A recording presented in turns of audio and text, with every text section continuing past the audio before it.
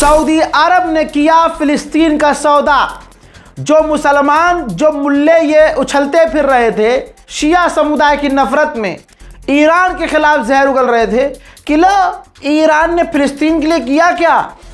अरे सुनो, ईरान ने सिर्फ अपने लिए किया।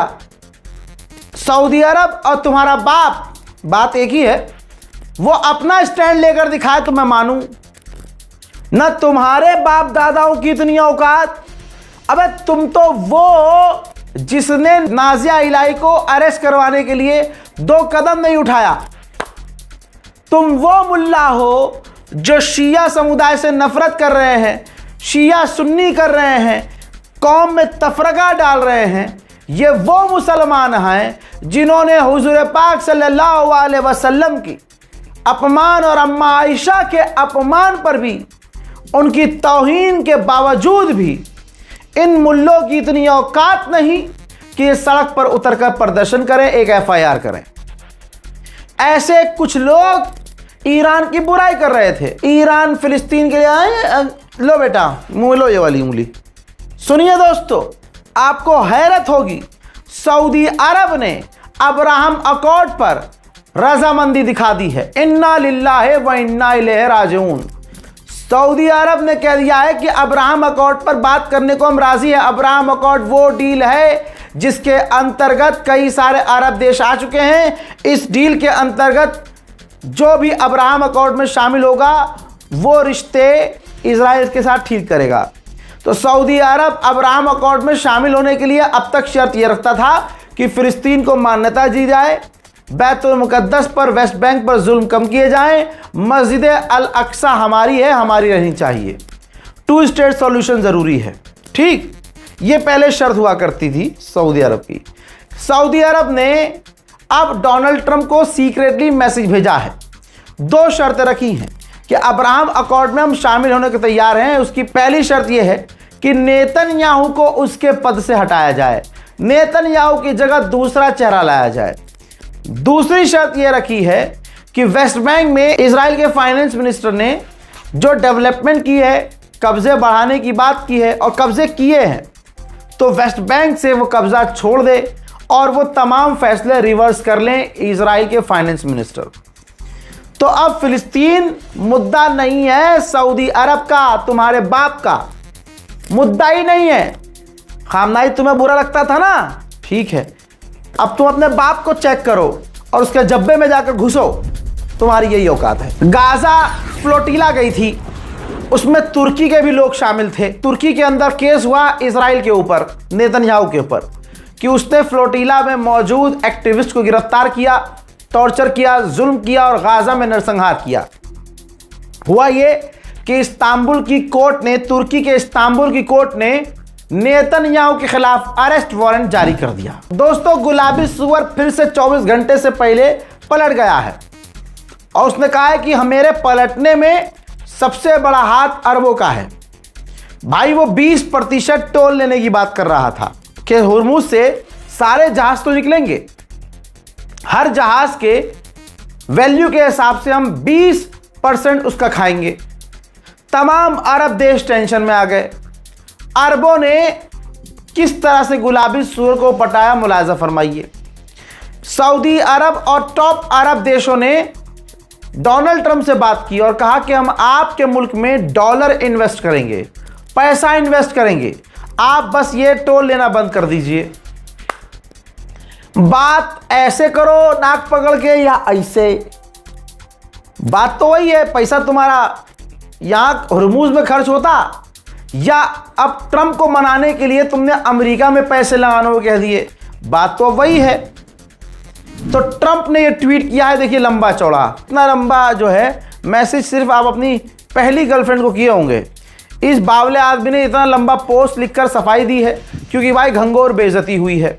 इसने कहा है कि भैया अरबों ने मुझसे बात की है, हमने स्ट्रेट ऑफ हॉर्मुज को फ्री कर दिया है, हम अब टोल लेने के बजाय अरब देश उसकी जगह हमें इन्वेस्टमेंट देंगे, इन्वेस्ट करेंगे। स्ट्रेट ऑफ हॉर्मुज को हम कंट्रोल कर रहे हैं और हमने आज़ाद कर दिया है, हम कोई टोल नहीं लेंगे। साथ ही कह दिया है कि हमने इस रास्ते को बैरिकेड करके बंद कर दिया है तमाम दुनिया के जहाज़ों के लिए ये रास्ते तो खुले हुए हैं, लेकिन ईरान से जुड़े हुए किसी भी टैंकर को इधर से गुजरने नहीं दिया जाएगा। बेचारे जब अरब कुछ कर नहीं पा रहे हैं तो बेचारे बौखलाए हुए हैं। अब बहरीन ने अपने ही मुल्क के 3 शिया समुदाय के लड़कों को, 3 व्यक्तियों को उम्र कैद की सज़ा सुना दी है। इल्ज़ाम ये लगाया है कि ईरान के लिए ये जासूसी कर रहे थे।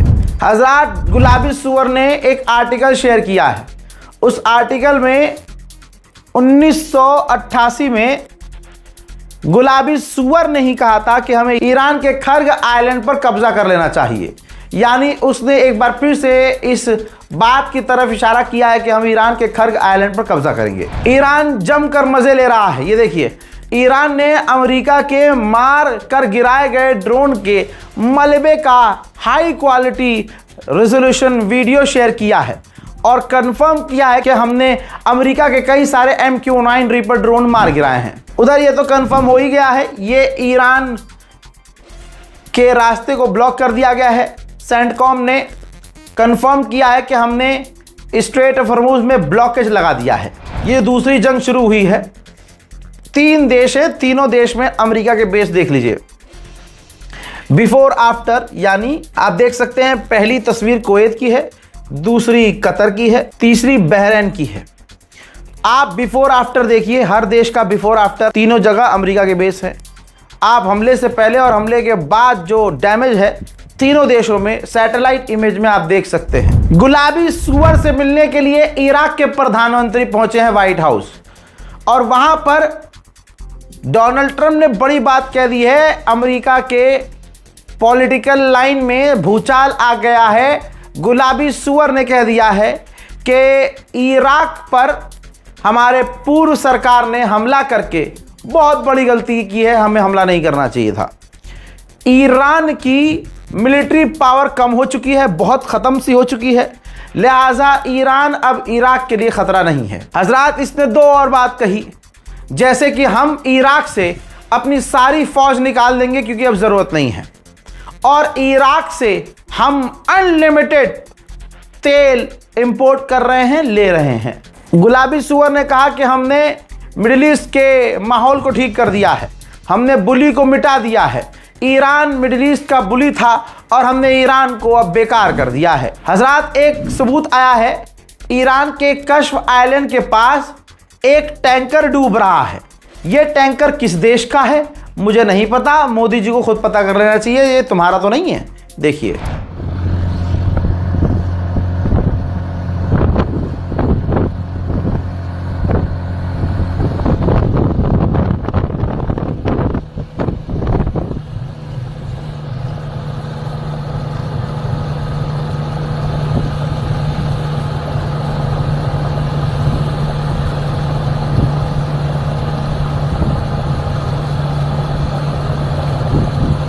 दोस्तों, ईरान कह रहा है, ईरान ने तीसरी बार सफाई दी है। खामनाई के नाम से एक वहां पर सेरेमनी हुई, प्रोग्राम हुआ, उस प्रोग्राम की एक ख़ास तस्वीर आई है, सफाई दी है ईरान ने। उस प्रोग्राम में पूर्व राष्ट्रपति अहमदी निजाद सामने नज़र आ रहे हैं। इस वीडियो को ईरानियन मीडिया स्पेशली जूम करके रिकॉर्ड करके लाइव अपडेट देती है कि जी, जो भी खबरें पूर्व राष्ट्रपति की गद्दारी से जुड़ी खबरें चल रही हैं वो फेक हैं। पूर्व राष्ट्रपति के खिलाफ ये प्रोपेगेंडा चलाया गया है।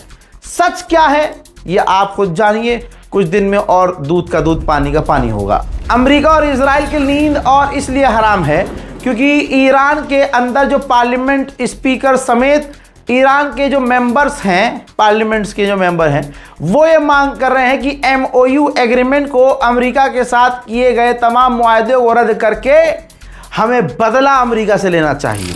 हजरात, नंगा तो नंगा होता है। डोनाल्ड ट्रंप ने कहा कि हम स्ट्रेट ऑफ हॉर्मुज़ को बचा रहे हैं, सो चाइना के लिए भी हम मेहनत कर रहे हैं और स्ट्रेट ऑफ हॉर्मुज़ चाइना के लिए बचा रहे हैं, तो चाइना को हमें पैसा देना चाहिए। यह है इस भिखारी की असलियत। बस जहां हो सकता है ये कोशिश करता है कि पैसा मुझे मिल जाए, तेल मिल जाए, सामने वाले की जमीन मुझे मिल जाए।